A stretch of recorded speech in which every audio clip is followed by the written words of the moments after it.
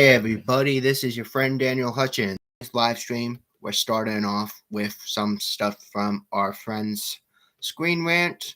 Yes, our friend's Screen Rant. We're going to be first talking about Star Trek, and then we're going to be talking about some other stuff too. So hang on to your hats because there is going to be some good stuff coming now, guys. Okay, so Star Trek has hinted at Sulu's 24th century tragedy. So we know Star Trek prodigy name dropped Sulu, the USS Protostar, with the Sulu descendant of Star Trek's original series, Mr. Sulu.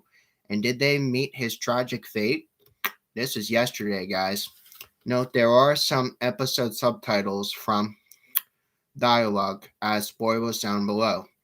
So Starfleet officer named Sulu is name dropped from Star Trek Prodigy, Episode 8.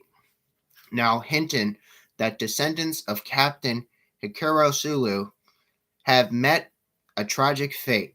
Now, Star Trek Prodigy recently homered Star Trek Original Series and Next Generation with Deep Space Nine with an epic holodeck crossover with Star Trek icons where Del-RL had. Now, all those characters all tie in some way, but Star Trek Prodigy's surprising mention of Sulu has latest nods to the original series, though it's potentially dark undercurrents.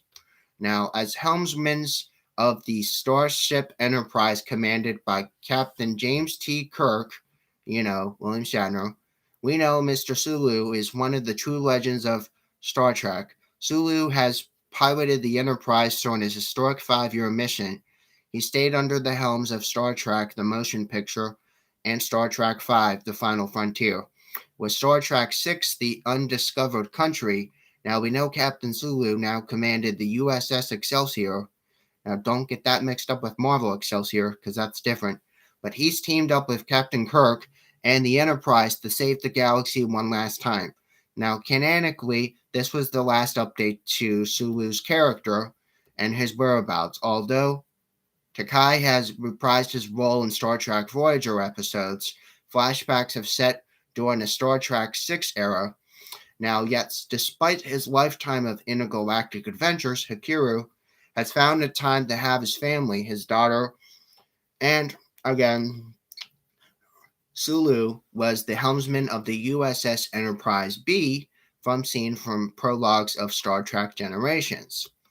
Okay, Star Trek Prodigy Episode 8, USS Protostar, is invaded by Dread 2, which is a replicant of Dreadnought. Now, while the starship is caught to a tachyon storm to a Gamma Quadrant home to DS9's Dominion, the hologram of Janeway and Gwen have confronted the robotic henchmen of the Diviner. Now, Dread 2 has deactivated the Janeway holograms by using command codes. And we already know that Star Trek Voyager had someone who was the original captain of the USS Protostar. But again, Sulu's name was part of the Starship command code, was a surprise. If so, a tragic one. So if the Protostar Sulu was related to Hikaru and Demora, then it's fitting to be continuing the families of Starfleet legacy in the 24th century. Now, as key members of Kirk's crew, Sulu has embodied the bold risk-taking Starfleet officers of the 23rd centuries.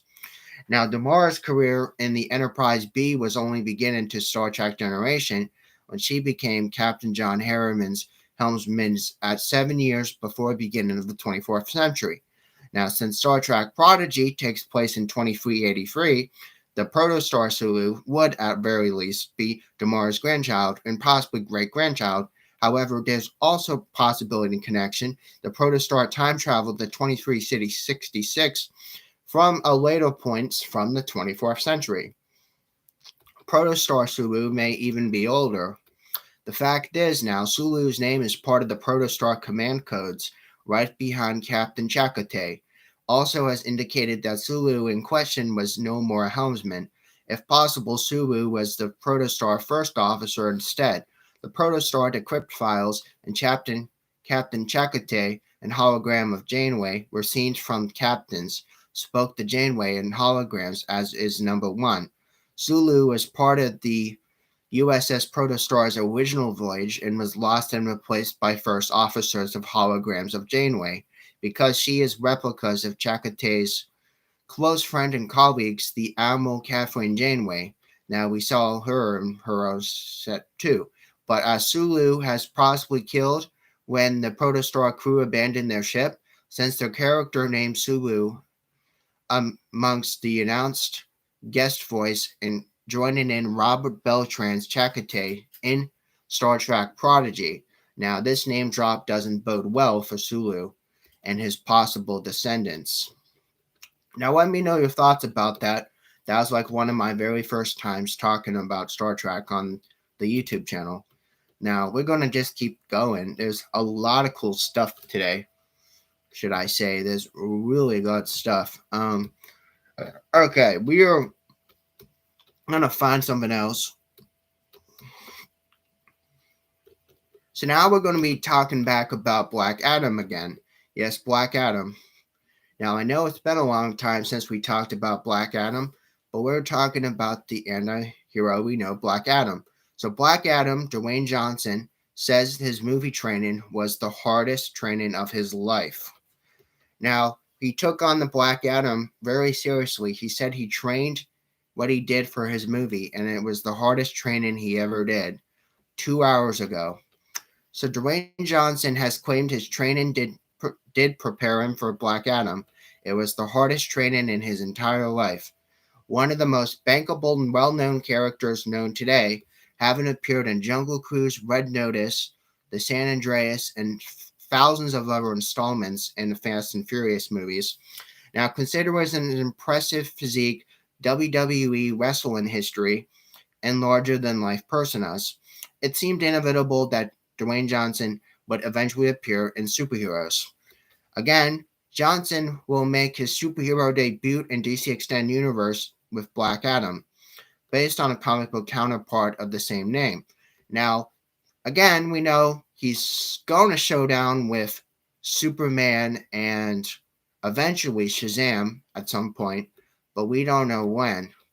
Okay, so in new interviews with Men Journal, Johnson reveals the length he had in order to achieve his physical strength for the movie. Now he strives to surpass the mock-ups done by illustrators to surprise his fans. Now preparing for Black Adam, according to him, involves committing the toughest training regimens of his life. Now, hold on, guys. I just have to grab my computer charger, if I can find it. I gotta find my computer charger, or else we're not going to be good. Okay.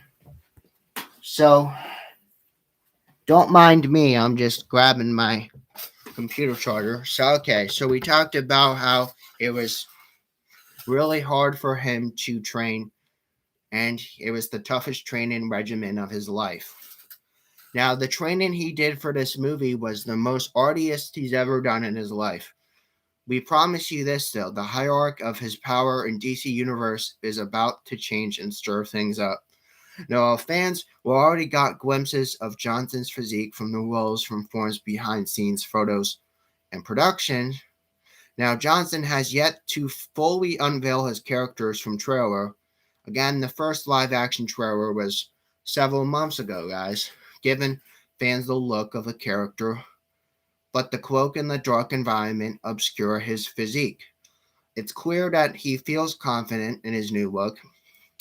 However, his comments about the DC Extended Universe power hierarchy suggest that Superman, widely considered one of the strongest beings in DC Universe, may be dethroned with the arrival from Black Adam. So although Johnson was already renowned by his physical stature, his recent comments certainly suggest things are going to be taken a whole next level in the new film.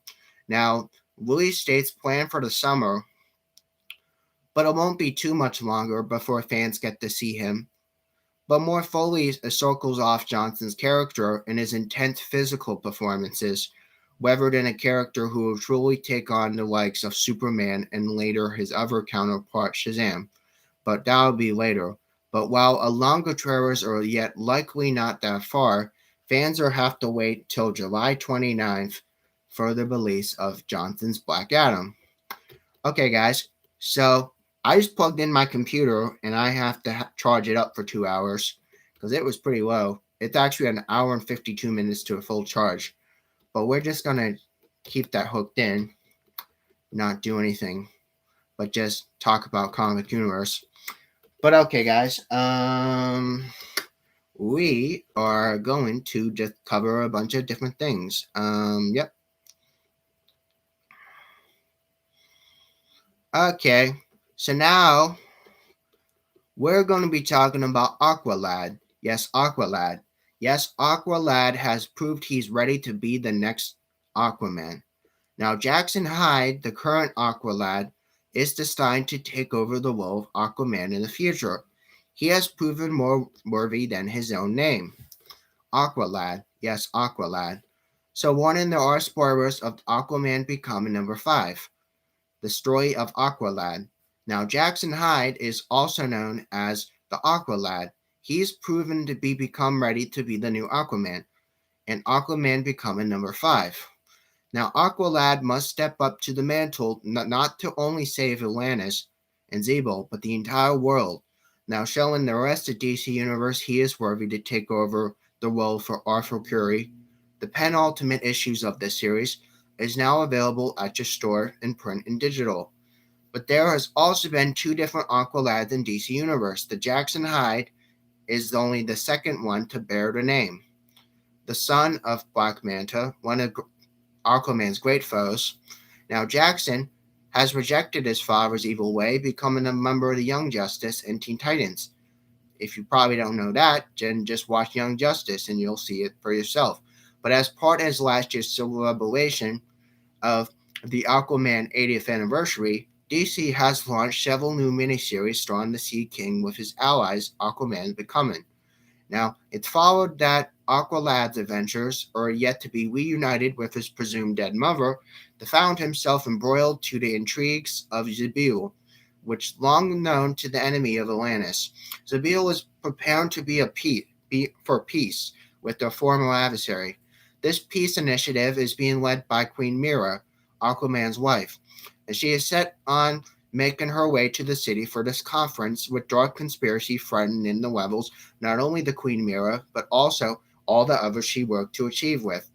The issue is written by Brandon Thomas and illustrated by many other people, but it's lettered by And World Design. Okay, so as the issue opens, Lucia, Aqualad's mother, tells the leader of the Zebul resistance that Aqualad will one day be the new Aquaman. Now, meanwhile, Aqualad, having crisis on his faith, talks to them that are close to him, including his lover, we all know from, assuring him he's a good person. Later, he once again confronts his mom, leading to fight off unconscious. And again, Aqualad returns to find his mom laying on the ground. When she comes to inform his son of resistance and planning to sabotage peace conferences again, he takes off to warn Mira, but then it cautions him he cannot step from what he has begun. He will not hear it, boldly declaring the Aquaman can. He creates a trident in the water and takes off ready to save the 2 countries. Okay, sorry. DC Universe features several sidekicks who will later take over from their mentor. Now, Nightwing has filled in for Batman for many occasions, and Wally West would later become the Flash. But now we know Jackson Hyde is probably going to be set to take over Aquaman. Now, the last year Future Slate event, readers say that it's not too distant future that Aqualad has assumed the mantle of his mentor Arthur. Now, Arthur bequeathed the title to Aqualad, as well as entrusting him to watch over and train his daughter. Now, that's a big responsibility, guys. But all this indicated that Aquaman has a great deal of confidence in his colleague Aqualad.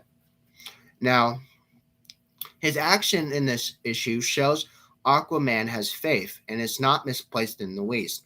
Aquaman has reputation to make peace and be a peacemaker across the oceans and the land. And Aqualad, in his attempt to save the peace conference, will fulfill this role as well. Aqualad is heading to a glorious destiny. He'll one day become the new Aquaman. Aquaman becoming number 5, he rises up and takes the name, proving himself more than ready to take on after Aquaman. Okay, so let me know your thoughts about that. I think it's pretty cool that Aqualad is thinking about becoming the new Aquaman. So let me know your thoughts about that. Okay, so we're gonna keep going. Okay. So now we're going to talk about Transformers again.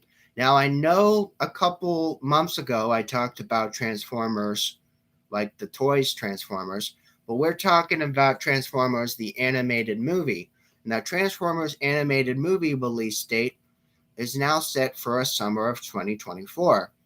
Okay, animated Transformers, done by the same director of Toy Story, has been delayed to July 2024. Now arrived this year, now arriving a year after The Rise of the Beast. Now, Rise of the Beast is another Transformers project that's recent too, but Paramount Pictures has set a release for the animated Transformers movie, amidst their recent announcements from several release date changing. Now, Paramount Pictures goes on the win with the release of Scream, which opened a number at one at the box office. The studio decides to shuffle around many of their major releases, with the delay of Mission Impossible 7 from 2022 to 2023 caused a domino effect by many Paramount titles, including the new Transformers film. Now, Transformers has been around for a very long time. It's been one of Paramount Pictures' more successful film brands. Well, 3 of their top 5 high-gross films in studio history of Transformers franchise. Now, 2017, The Last Night, has underperformed. Bumblebee managed to turn perception up and franchise around and breathe new life into the series. Paramount's looking to capitalize on Transformers by branching out in 2020, signed Toy Story director Josh Cooley to help the new animated films in the franchise. Now, how Transformers inspired the Iron Man cool's MCU tricks, but we're not talking about that, we're talking about someone else. Paramount's announced press releases that untitled Transformers animated movie is set to release on July 19th of 2024.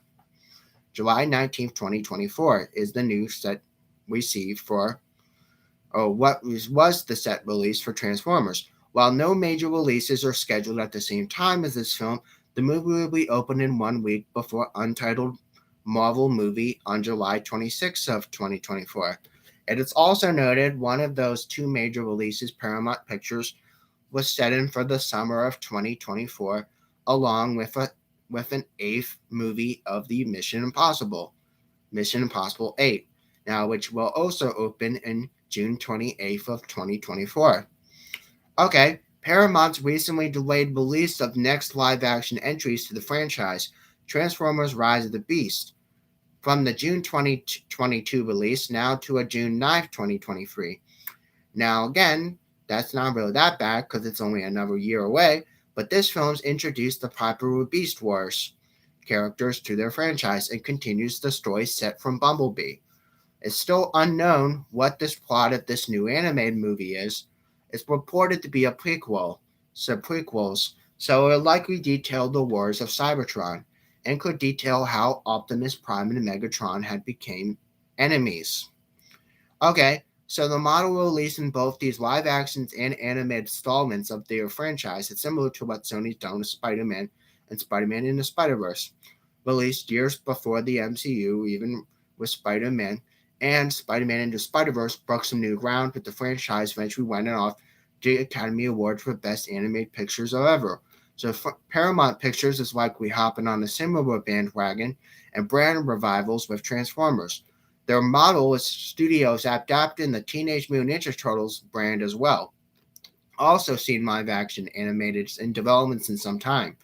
Now, Transformers has a strong history in animation, given that especially the classic Saturday morning and Saturday night cartoons of Transformers used to watch as a kid. But this is different. But again, so new animated films for robots in disguise seems like their franchise future is coming around full circle. Okay, so let me know your thoughts about the return of Transformers. And I'm just going to be doing one more thing and I'm going to wrap this all up, and then I'm going to be doing another one in a little while. But okay, so we're going to do one more thing and then we'll probably take a little break. Okay. Okay, so now we're going to be talking about the Hal Jordan. Yes, Hal Jordan, the original Green Lantern. Yes, Hal Jordan, the original Green Lantern, has finally returned to save his Green Lantern friends. Now, in late issues of Green Lantern, Hal Jordan finally returns to backup to the survived members of the Green Lantern Corps, and he is bringing his friends. This is 3 hours ago. There are spoilers from the Green Lantern number 10. So, in late issues of Green Lantern, Hal Jordan, the original Green Lantern, has finally returned to save his surviving member of the Green Lantern Corps. After this massive attack on Oa, the destruction of the central power battery, very few of the lanterns were left with charged wings. Now, Hal Jordan's wing is special, it still holds his power. He's told by the Corps that acting as captain to stay away. Now, being held in reserves, now the time has come for him to step up and come out of the light to back up his friends from the Green Lantern Corps. It's also brought some of his friends along for the road. Now, okay, so previously, Green Lantern Oa was attacked by major offensive resultant from explosions of the central power battery.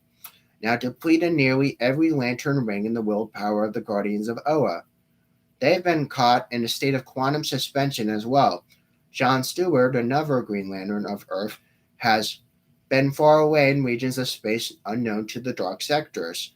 Now, another person has stepped up to lead the Corps, and their own unique rings are still in change.